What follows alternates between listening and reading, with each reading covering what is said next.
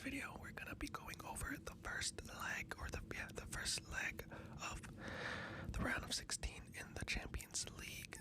We have witnessed a lot of exciting football. But yeah, I just thought we would go over it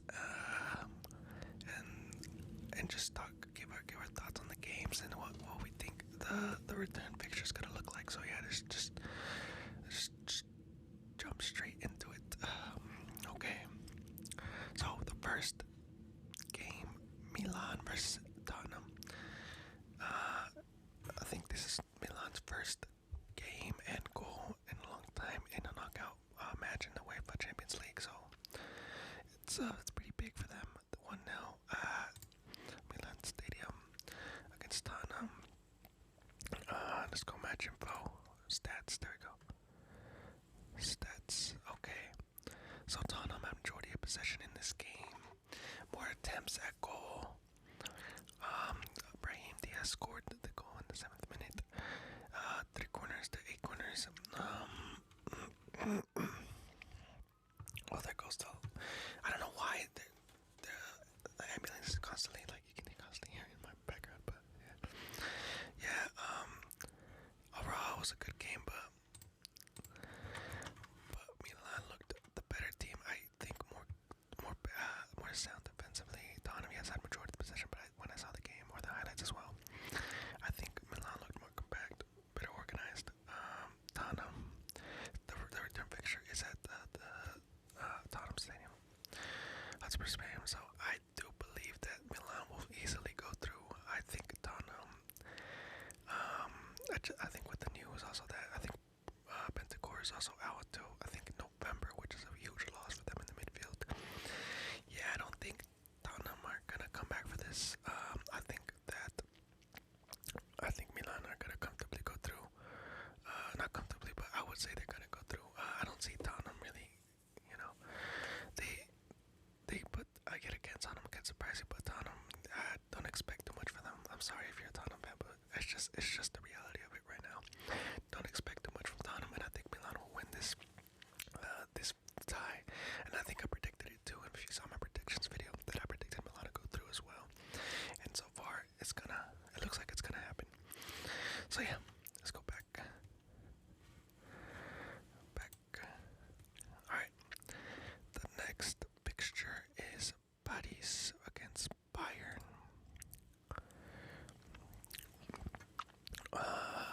Yeah.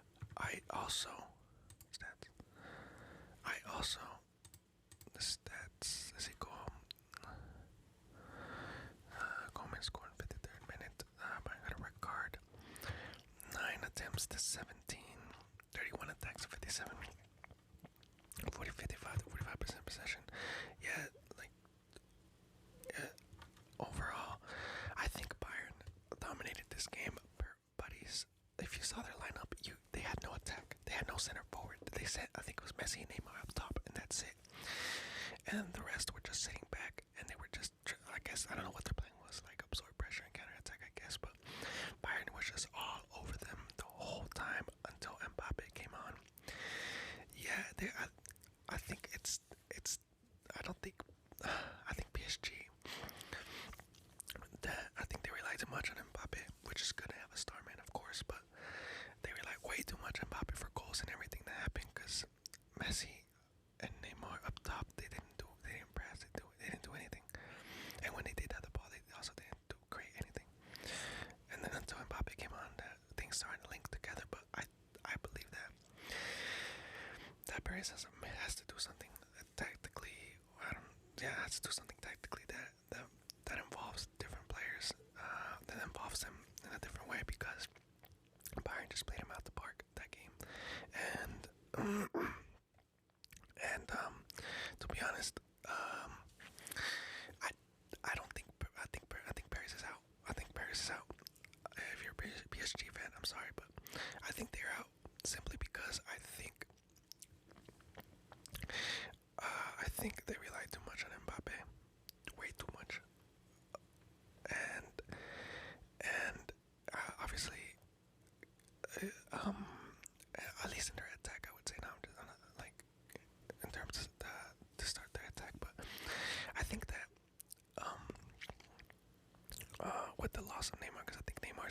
injured. I don't know if he'll be back for the return fixture, but yeah, in your own home stadium, not getting the win, and you gotta go all the way to the Allianz Arena to face Bayern at their home. Yeah, no, I don't see it happening unless, I don't know, Messi and Mbappe like turn up, I guess. But I still think that, but Paris has a huge problem when it comes to like the balance between superstars and team players and stuff like that. Also, their midfield got overran like by Bayern's midfield in the first leg too. But I think I predicted Bayern to go through as well. So I'm keeping that prediction. I think Bayern is going through, and PSG are gonna have to wait another year, another season to see if they can reach European glory. So yeah, that's my final thoughts on that.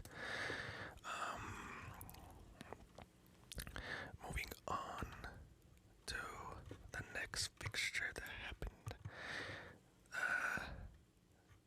which is Club Brugge and Benfica. Okay, let's go over that.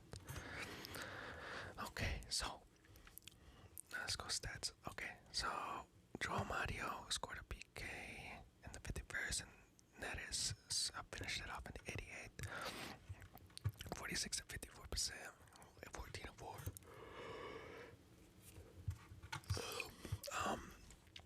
Yeah, Benfica, pretty solid. Club Brugge looked good in like the first 15 minutes. Like they looked the better team. They started off the match better, but as the match started to settle down, Benfica started to impose their dominance. And yeah, João Mario broke the deadlock, and then David Neres came in with that beautiful goal. A mistake from the center back, and then David Neres, cool, calm, composed, finished.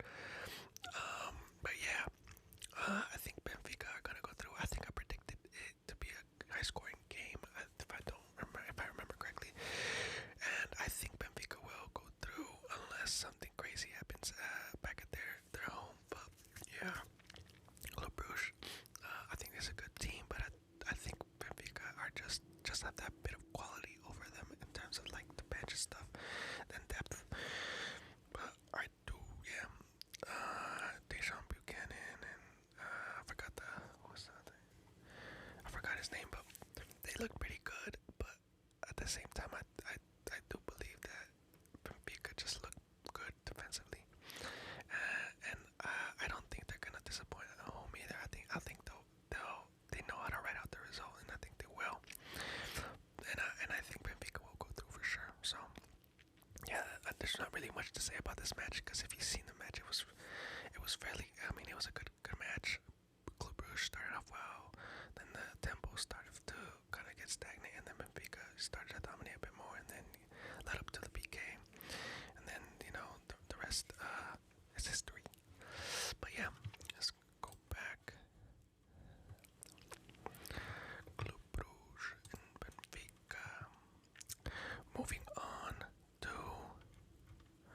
this game, Dortmund versus Chelsea. This was a good game. Wow, Adeyemi, what a counter-attack goal. Doom outpaced Enzo Fernandez, left him in the dust, scored that goal, and then did that, was it like the acrobatic celebration? I was like, what a baller. I swear, like every baller, like, I don't know, it's just like a trait every footballer has. I think it just, I don't know, we're just do acrobatics. I don't know, everyone has a background in like gymnastics or something. But anyways, Dortmund played pretty good, and Chelsea, okay, so here's how I saw the match. Dortmund started off competitively, Dortmund and Chelsea in the midfield, and Bellingham played good, magnificently well. Chelsea looked like Chelsea, how Chelsea have looked recently in the Prem. They create chances, but they just can't finish. So, yeah, Dortmund, when he scored that goal, I kind of believe like Chelsea got more hold of the ball, and I feel like Dortmund kind of dropped off a bit and tried to hit him on a counter, and like Chelsea created a lot of chances. Joao Felix, man of the match for Chelsea, in my opinion. That man was everywhere, like trying to create something. Too bad he can't finish.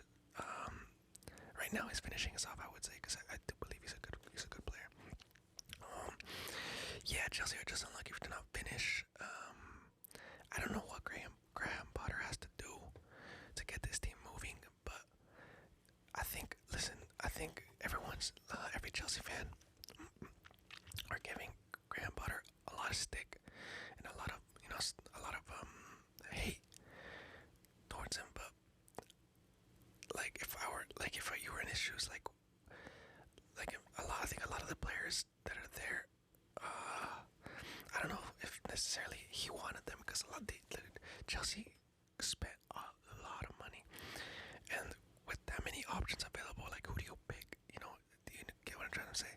Like all these options, and who do you play? Who do you start? Who do you don't start? Like you have all this star power, but at the end of the day, like it's kind of like concept, like you have all these options that you don't know what to do. You know what I'm saying? And I do think he's a good manager, but I just think like the position Chelsea's in is that everyone gives him stick.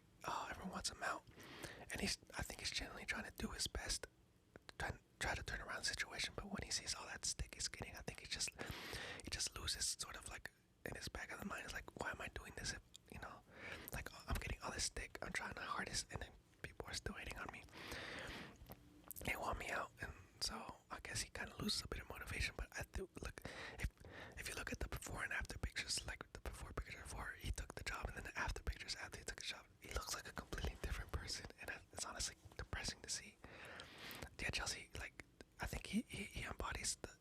If you look at Graham Potter's face after he took the Chelsea job, like it kind of embodies what Chelsea's going through right now. Mad, like it's a depressing state. So hopefully Chelsea get out that slump, and hopefully Graham Potter keeps his job and turns things around just for himself and the club as well. But we'll see on the return fixture. I think everything lies on Chelsea's return fixture too in the Champions League. I believe that they have to respond. These are the times that make or break clubs, in terms of like, I guess history. Like this could be a historic moment for Chelsea's, like, to turn around this slump, because they're in really bad form, like really bad form. But yeah, Dortmund looks solid defensively. I do believe they're gonna go a bit more defensive at Stamford Bridge, trying to hit him at a counter as well, because they do have the lead, and they're gonna try to preserve that lead. And I think Chelsea are gonna go in flying, and hopefully, they put away, because they do make the chances. They just need to score them. But yeah, that's my thoughts on the game. That's my thoughts on Chelsea, and yeah. Moving on to. Oh yeah, I forgot to say.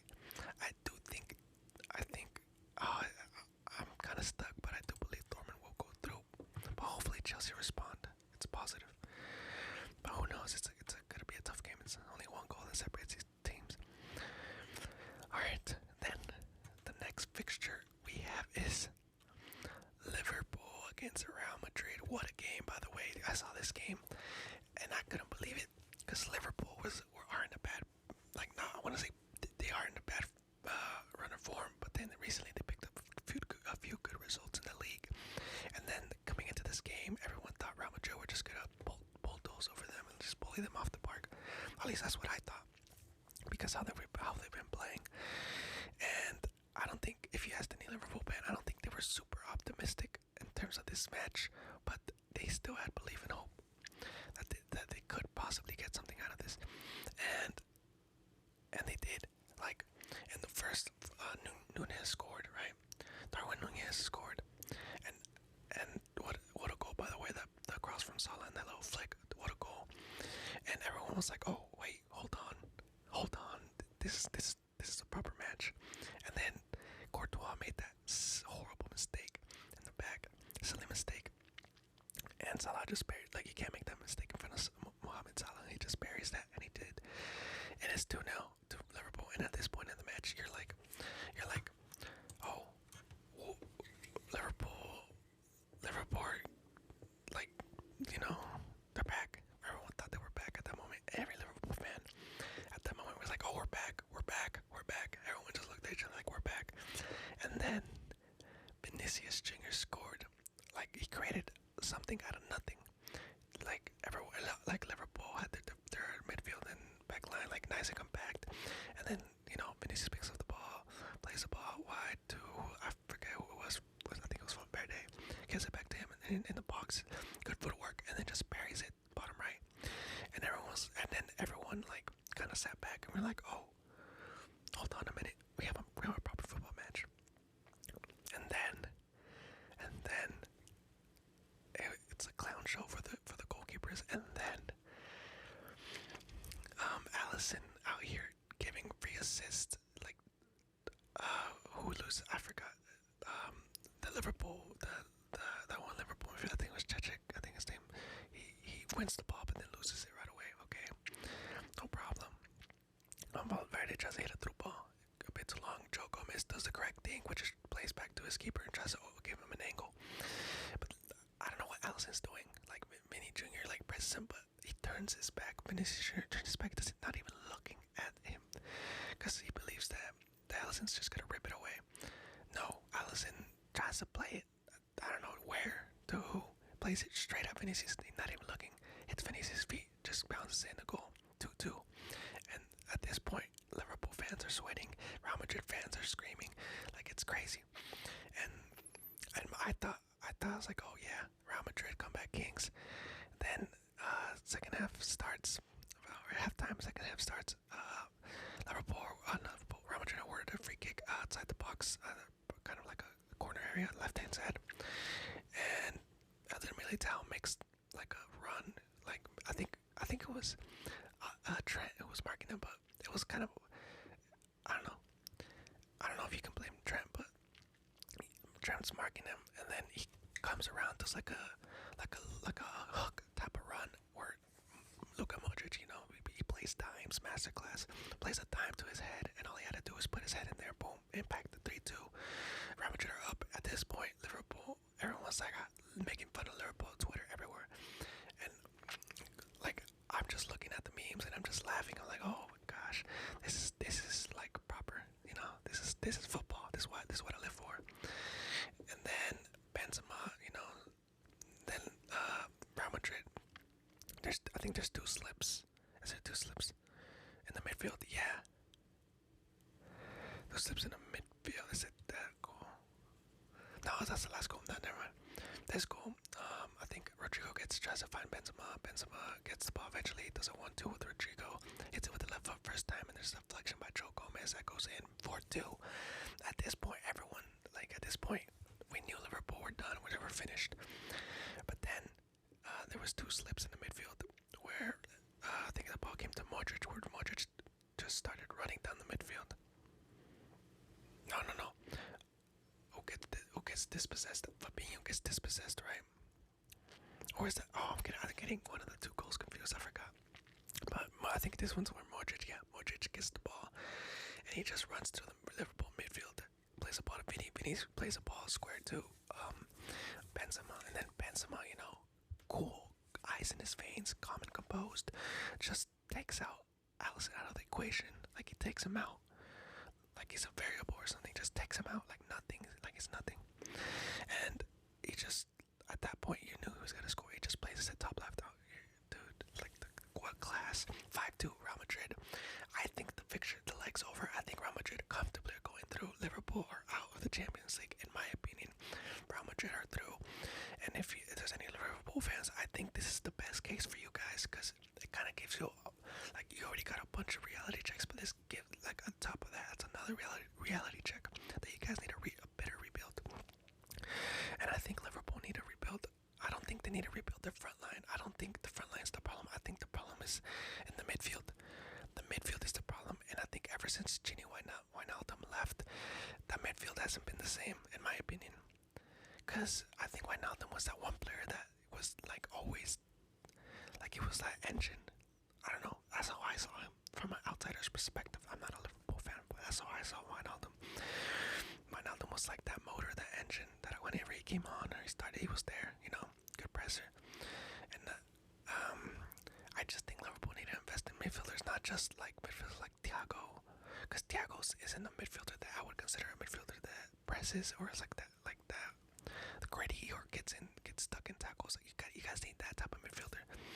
Like Liverpool needs those type of midfielders, because Jordan Jordan Henderson is only gonna get older, and James Milner is only, he's good for like a sub, I guess, to help defend, but it's not like a sub. He's not gonna give you that something different, something spice. And I just think that's the type of midfielders Liverpool need to be identifying, whether it's a high class, like a high profile, or like someone that's on the low key, that's just an up and coming. You guys decide, but that's where I think Liverpool needs to fix. I don't think the backline's also I think it's the midfield. I think that is where the problem relies. But that's just me. Hopefully Liverpool get that rebuild. And also, for everyone who's saying Klopp out, you guys are. I think those people aren't true Liverpool fans. If that wasn't me, because I don't think Klopp's the problem. Because Klopp, I think the problem lies. It's deeper than that, And just getting rid of Klopp, I think Klopp is the best thing that has happened to Liverpool. To be honest, in terms of like since before, before he came in, Liverpool in the mud, and then he came in and that rebuild, the process, that literally was just a process. And look where you guys had a good, like you guys turned you guys into beasts, a team to be feared. And now, you can't just out of a sudden say, oh, Klopp out, just because of bad season. You guys have to back him in and trust him with the rebuild, because I feel like he's gonna when Liverpool do rebuild, they're gonna be a team to be feared. So that's just my opinion, because it's the same thing with like Real Madrid, where everyone was like making fun of Real Madrid for like 2-3 seasons where they weren't doing too well. We're just waiting on the rebuild, and look at them now. So that's just my opinion, though. My thoughts. Okay, moving on.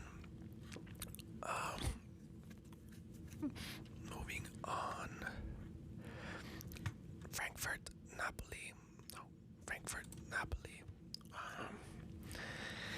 Yeah, I think this fixture's done as well.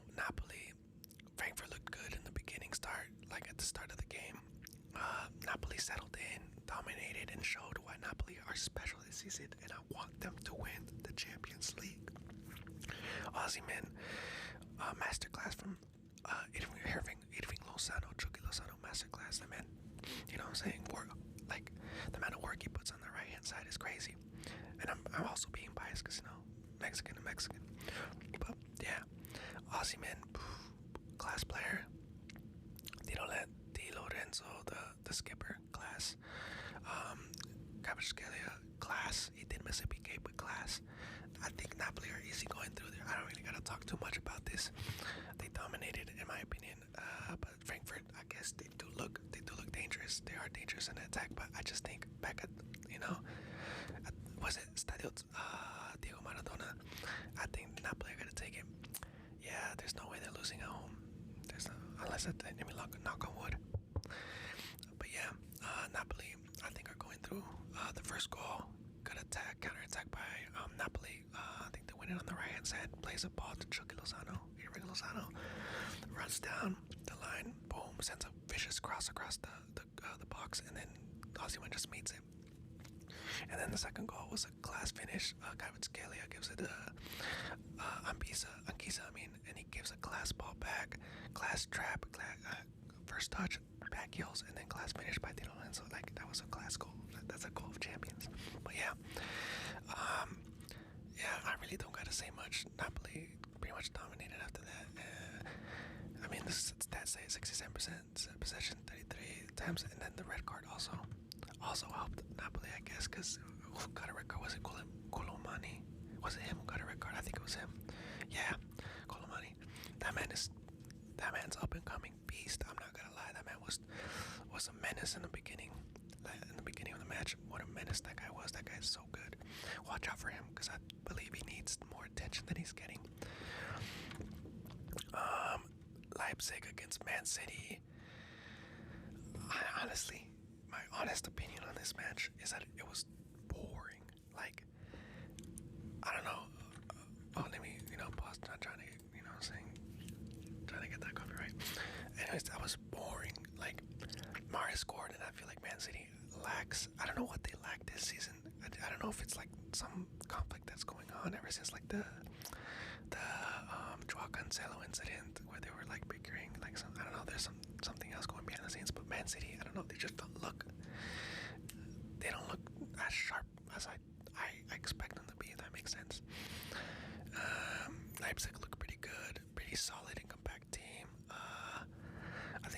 mistake that led to the goal. The midfield tried to play out with this other midfield. They weren't communicating, and then they picked up the ball. You can't make that sort of mistake against City. And we had Morris punishes them, and then Leipzig scored off a corner, I believe. I header by I don't know how to pronounce his name, but he's class. That guy's class. Watch out for that midfielder, Gravitol. I don't know how to say his name. I think it's Croatian. Watch out for him. Class player. Yeah, don't really have much to say. I was kind of bored watching it, so I switched over to the channel. So, yeah. Hopefully, I think in the return match, which is in the empty head. I'm just kidding. The Eddie head. Man City will take it. I think they will. I think Man City will go through, unless if they play like this, Leipzig might have a chance. I don't know. Next up, and final game is Inter against Porto.